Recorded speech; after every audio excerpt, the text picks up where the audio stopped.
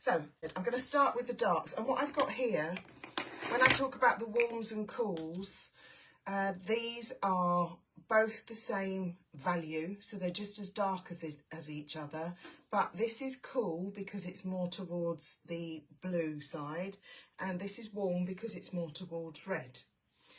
So when you put them together, because the warm colours will look like they're coming forward, it's just an optical illusion with real pigment, and the cooler colours look like they're receding, it gives you an impression of depth in the foreground, or wherever you put it, to be honest. So you need quite a lot of pan pastel on your sponge. You need to be quite heavy-handed putting it on, but then when you blend it, you want to be much gentler so you don't wipe it all off.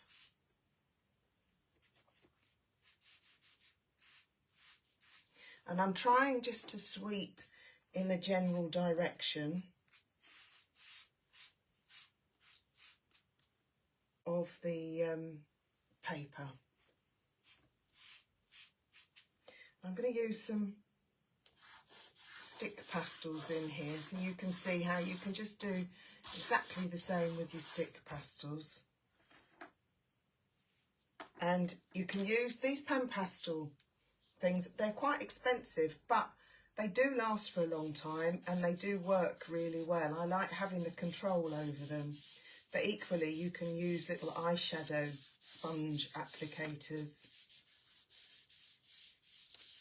And likewise, I'm going to do the same up top. This is slightly different to that colour. It's a little bit kind of lighter. This is a lighter mauve as well. You can see how that just gives the effect of some light coming through. Now with pan pastels as well, you can mix them together, and you can literally just mix them by doing this. They're very robust. So you can just dip your sponge in, and if you want a lighter one, you mix them on the paper, on the sponge. Mix them in the pan. Obviously you've got to be a bit more careful if you've got you're mixing your lights and darks. I'm going in with some of that dark blue, but because it's this up the top, I want it a bit lighter, so I'm going to add this one in. And I might decide I don't like that, but I'm going to paint over all of this with stick pastels, so it doesn't really matter. You've got these little wedgy ones as well. For this, it doesn't really matter if what shape you're using. I want some movement in my sky. And as it comes down, I want it a little bit, well, I want some warmth in it as well. So there's this bright blue. If I mix that with the lighter one, I get more of a sky colour.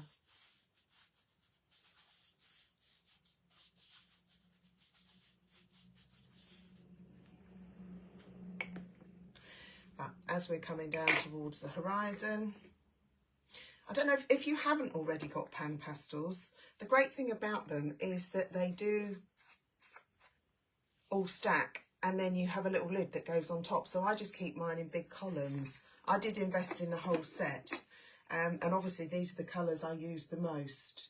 But if you do a lot of landscapes, they have some lovely landscape colours. Now I'm going to put my horizon in, and I nearly always get it wonky, so I am going to put it in with a ruler just as a guidance today, and I think some of you saw this in one of the other workshops. It's quite useful.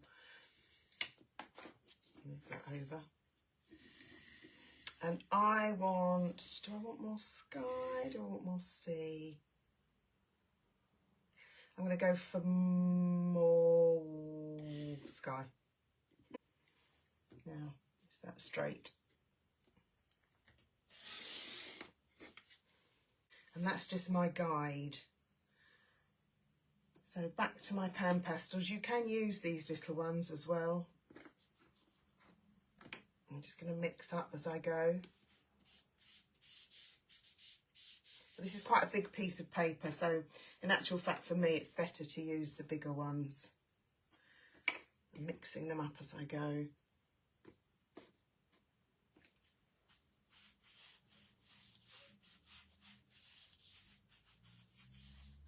Now I want to start introducing some lighter colour down towards the horizon, but I don't want to end up with green. So I am going to use a very gentle yellow across here.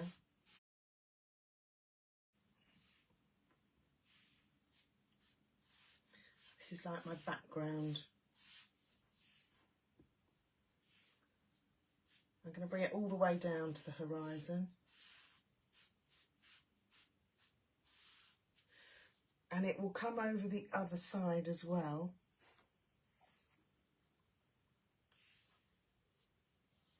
And I said that the reflection on the other side is darker, but we'll sort that out with the stick pastels as we go.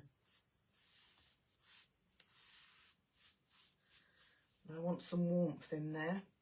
So I'm going to go in with a bit of stick pastel. And I've got, I've got a cloth to clean my pastels as I go.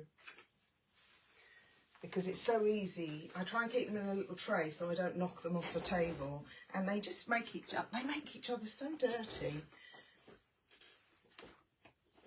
So look, this is filthy. So I've got a little, this is like a microfiber cloth. I find them really useful. In fact, if I have workshops here, I just have I have an old duvet on the table, and you can just wipe them off on the fabric.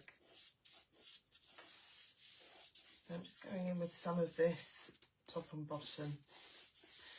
And as usual, we just want to build the layers up very gently. So as we go, you'll still have paper showing through, and that's one of the reasons I like using the darker paper for these, because it's easier for me to tell when it's all covered. And when it's still looking a bit grey, I know I haven't got enough pastel on, so I can continue to build up a bit. Now, I've going to put some colour in down here, and it's quite dark down here. So I'm coming back in with this really dark purple, because I can always lighten it up. It's much easier